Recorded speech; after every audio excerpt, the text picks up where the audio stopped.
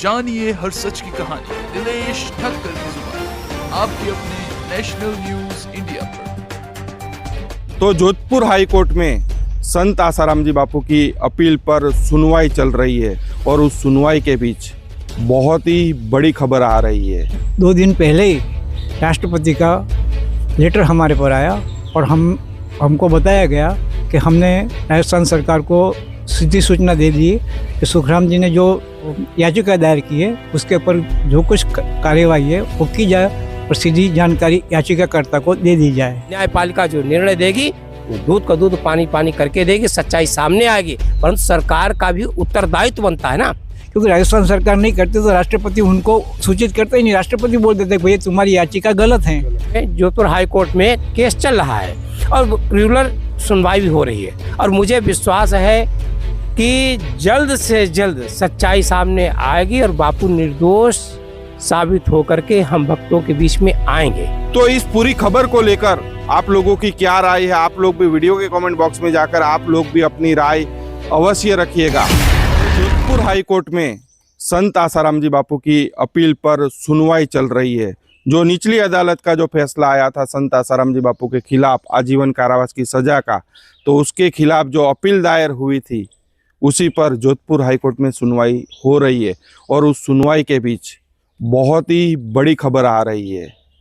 सूरत के ये सुखराम जी है, इनको राष्ट्रपति जी के यहाँ से एक लेटर आया हुआ है। तो क्या है पूरा मामला, आइए उनसे ही जानते हैं।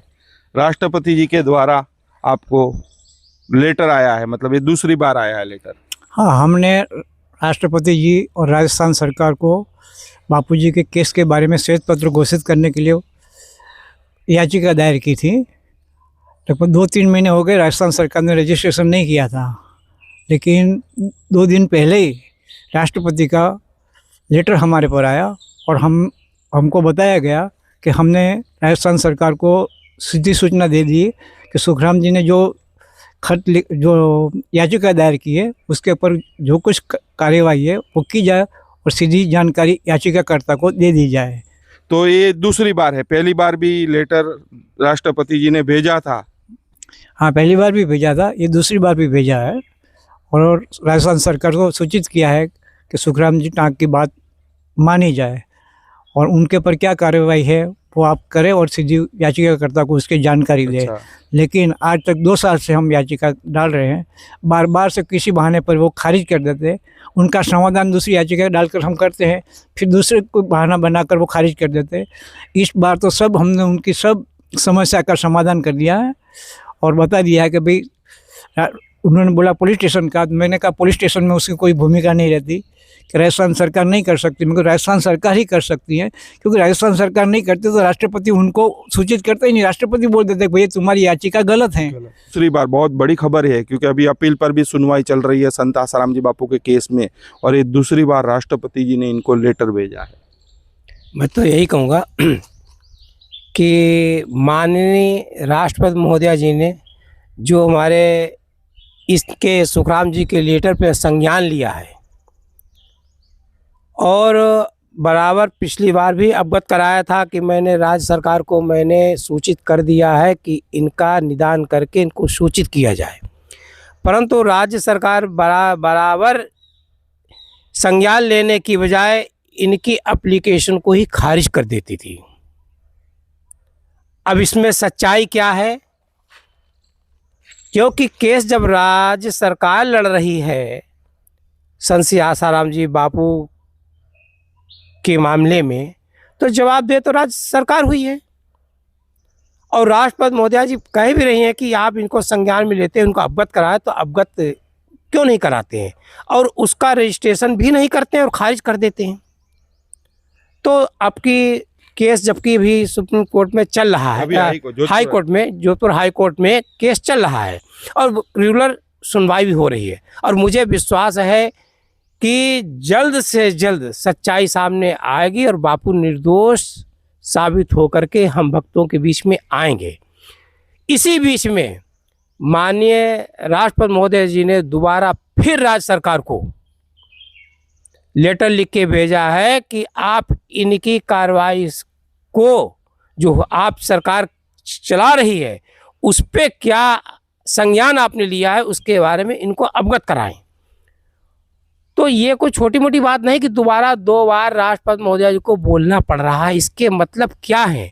इसके मतलब स्पष्ट ये हो रहे हैं कि राज्य सरकार जो है राष्ट्रपति को भी अपने से नीचा मान रही है। क्या इस देश की जो सर्वोच्च एक नागरिक है और सर्वोच्च पद पे बैठा राष्ट्रपति महोदया जी है, उनकी अवहेलना करना ये राज्य सरकार को शोभा नहीं देता है। और जो उनको दोबारा फिर अवगत कराना पड़ रहा है कि आप इस बारे में संज्ञान में लेते हुए इस एप्लीकेशन को आप इनको अवगत कराएं और जनता के सामने जो सच्चाई है उसके सामने रखें। देखो, न्यायपालिका तो जो कुछ है दूध का दूध पानी का पानी करके रखेगी ही रखेगी, इसमें कोई दो राय नहीं है। पर राज्य सरकार का उत्तरदायित्व क्या होता है, क्योंकि केस राज्य सरकार लड़ रही। अगर वो सरकार जो है वास्तव में निष्पक्षता से काम करती तो आज ये नौबत ही नहीं आती जो आज नौबत आ रही है कि हमको हजारों जनता से सिग्नेचर करा करके और राष्ट्रपति महोदय को भेजना पड़ रहा है इनको, और भेज करके जनता मांग कर रही है कि मतलब में दूध का दूध पानी पानी होना चाहिए, सच्चाई आनी चाहिए। सरकार क्यों नहीं रखती है? आखिर कारण क्या है? सरकार के ऊपर किसका दबाव है? मैं ये भी जानना चाहता हूँ, आखिर सरकार के ऊपर किसका दबाव है जो इस चीज़ को उजागर होना देना नहीं चाहते हैं?